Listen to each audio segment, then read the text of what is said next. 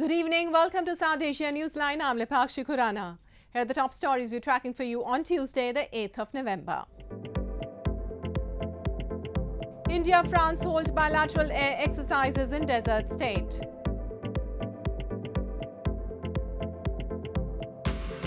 Reeling from floods, Pakistan seeks climate compensation, debt relief.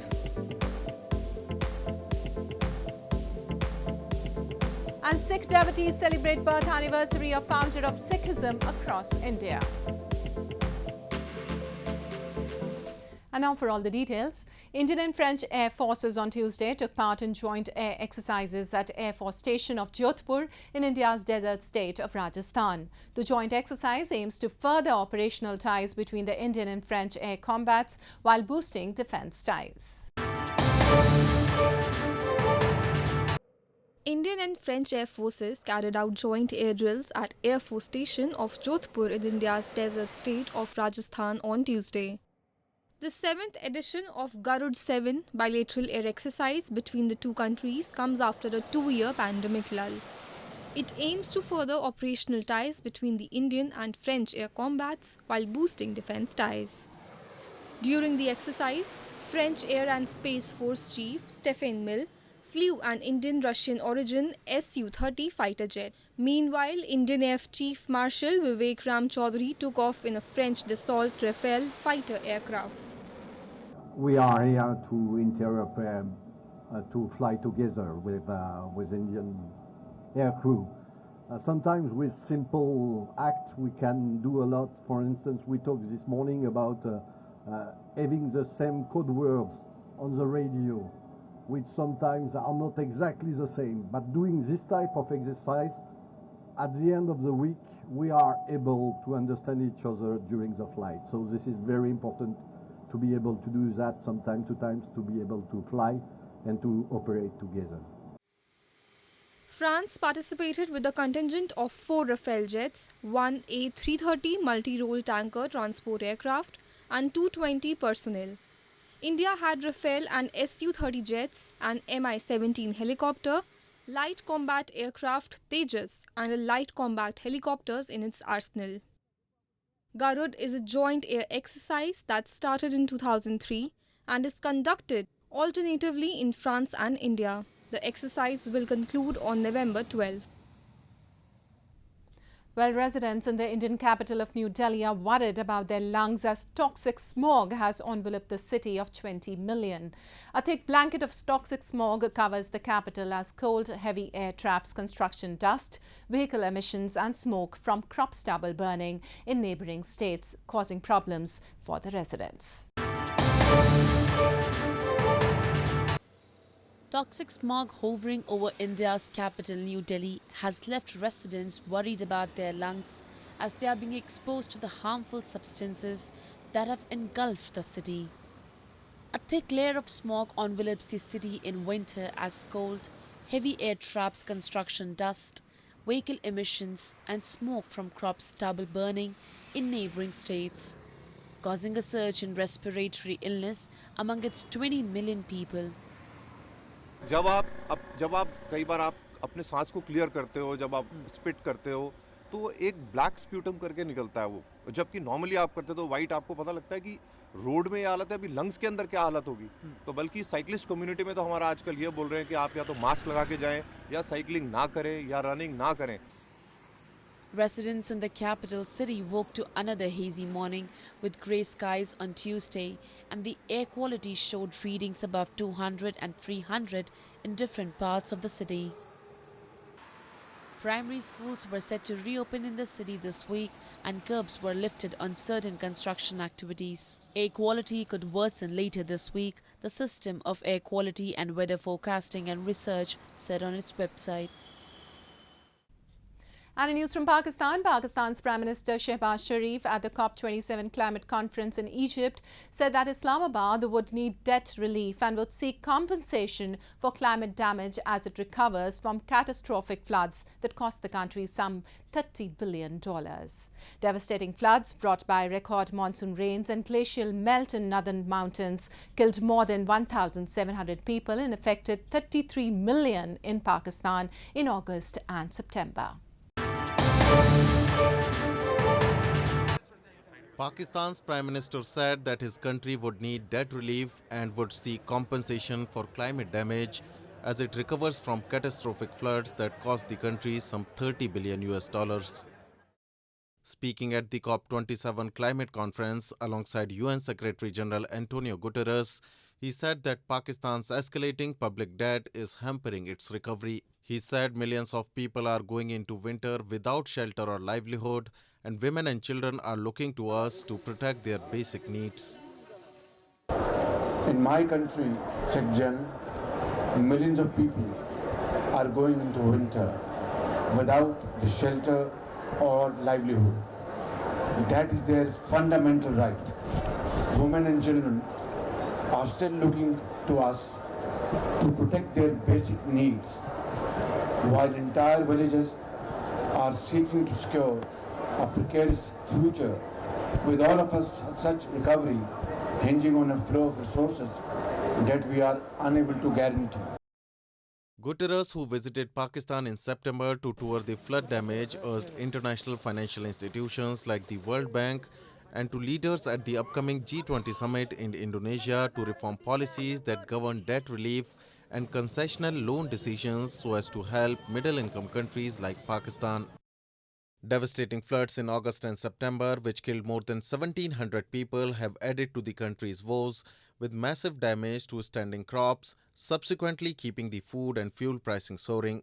Pakistan's foreign exchange reserves with the central bank now stand at $7.4 billion US, barely enough to cover a month's imports.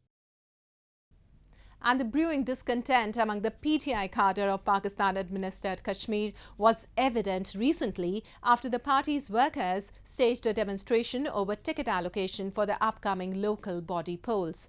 They raised concern that the locals in the region are not even allowed to elect public representatives of their choice, as the party leadership in Islamabad chooses their own favourite candidates. The brewing discontent among the Pakistan Tehreek-e-Insaf PTI cadre of Pakistan-administered Kashmir was evident recently after the party's workers demonstrated over ticket allocation for the upcoming local body polls. They voiced concern that deserving PTI workers were ignored, while only favourite candidates were picked up by the party leadership in Islamabad to fight the poll. They expressed that this policy has done no good to the local residents over the years, who are suffering due to zero development and no welfare schemes, as the chosen candidates do not actually represent them. आइन के तहत तकसीम करने के पाबंद होते हैं। Pick and choose की सियासत को अवाम वादी लीपा, अवाम हल्का 7, मुजफ्फराबाद डिवीजन, पूरा कश्मीर मुस्तरद करता है। नंबर 2, मेरी ये तजवीज चल रही है हर दो पार्टीज के अंदर, और अल्लाह ताला हर दो पार्टी के लोगों को खुश रखा। हम तीनों की और अपने लोगों की बड़ी कदर करते हैं। मेरे पास पीपल्स पार्टी के दोस्त आए कि आ जाओ जी, मैंने उनसे मोहलत मांगी। मेरे पास नून लीग के दोस्त आए, आ जाओ जी, मैंने उनसे मोहलत मांगी। वो इसलिए कि मैं अपने लोगों से, अपने इन मुतासरा दोस्तों से जिनकी बेइज्जती हुई है, 2 दिन टिकट इधर, 2 दिन टिकट उधर, टिकट क्या कोई जन्नत की टिकट है? मुस्तरद करते हैं हम टिकट को। Lack of basic amenities has always been an issue of concern in the illegally occupied region.